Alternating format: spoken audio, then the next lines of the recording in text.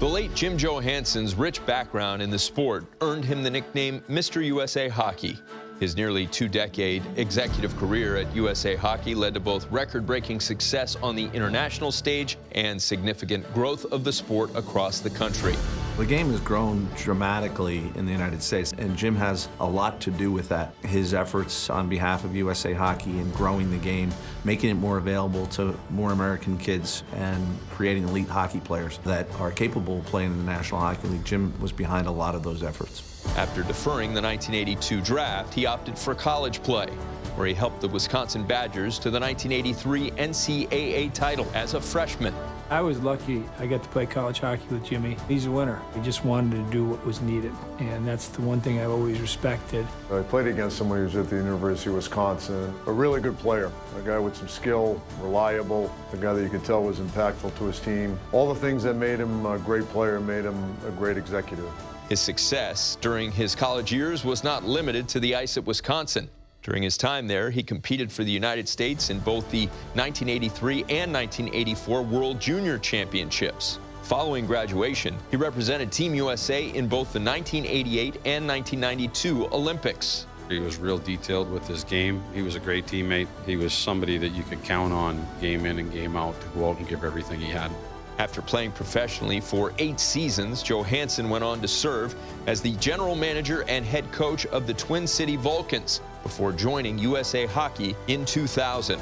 I've been trying to think of words to use to describe JJ, and good is not ever in that vocabulary. He was great at everything. And I think to be as good an administrator as JJ was required the greatness. It required the attention to detail, the span and the breadth of the stuff that he had to pay attention to. He knew all the players. He knew their parents' names. I think he was just a huge asset for USA Hockey.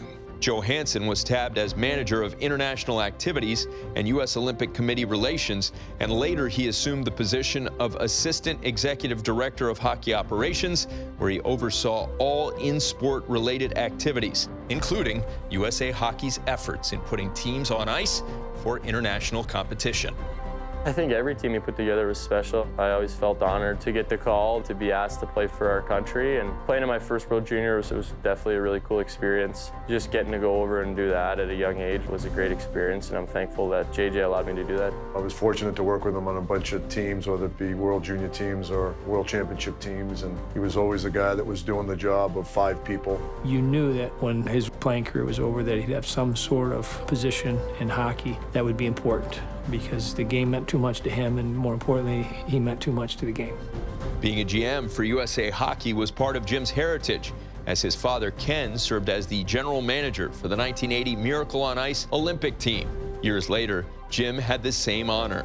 His dad and his family had a ton of connections and influence on the USA Hockey program along the way, and I think he just loved everything about it. His awareness of what was needed to continue to grow USA Hockey was really what I think became his legacy, how he grew the game and recognized different areas on how USA Hockey and young players could continue to grow and develop. We'd like you to know right now that you're going to be a member of the 2018 Olympic team, so congratulations on an Olympian. Thank you. 2 things that probably stood out. Number 1, obviously, when he was able to make the call to all those players was really, really special. But number 2 was a story that was told to me by Tony Granato, our coach of that team, that Jim took the responsibility to speak with the guys who didn't make that team. Jim, being about the player, knew that he owed it to those guys to let them know why they wouldn't be on the Olympic team. So the best calls ever and probably some of the worst calls ever from Jimmy, it was a great opportunity for him and another lasting legacy from JJ.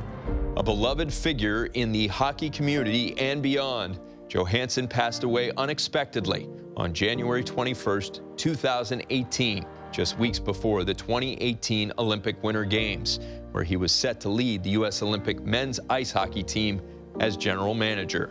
I think one of the reasons USA Hockey is where it is on the world stage has a huge part to do with Jimmy Johannson and his contributions. He touched everybody and reached everyone, and everyone loved him and respected him. I don't think he'll ever be forgotten. I think people will be talking many, many years from now and saying, you know, we've never had someone who did as much work and did it as well as JJ.